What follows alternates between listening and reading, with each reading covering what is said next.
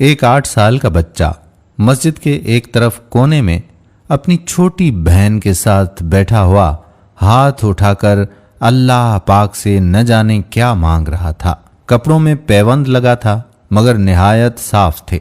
उसके नन्हे नन्हे से गाल आंसुओं से भीग चुके थे। बहुत से लोग उसकी तरफ मुतवज्जा थे और वो बिल्कुल बेखबर अल्लाह पाक से बातों में लगा हुआ था।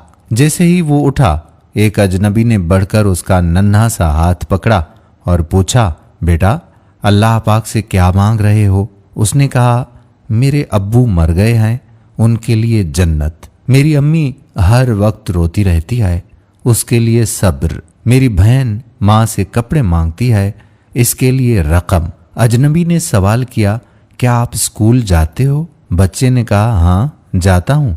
अजनबी ने पूछा, बेटा किस क्लास में पढ़ते हो? नहीं अंकल, पढ़ने नहीं जाता, माँ चन्ने बना देती है, वो स्कूल के बच्चों को फरोख्त करता हूँ। बहुत सारे बच्चे मुझसे चन्ने खरीदते हैं, हमारा यही काम धंधा है। बच्चे का एक एक लफ्ज मेरी रूह में उतर रहा था। तुम्हारा कोई रिश्तेदार बेटा? अजनबी ने पूछा। अजनबी ना चाहते हुए भी बच्चे से पूछ बैठा। अंकल, अम्मी कहती हैं गरीब का कोई रिश्तेदार नहीं होता। अम्मी कभी झूठ नहीं बोलती अंकल। लेकिन अंकल, जब हम खाना खा रहे होते हैं और मैं कहता हूँ अम्मी आप भी खाना खाओ ना, तो वो कहती हैं कि मैंने खा लिया है।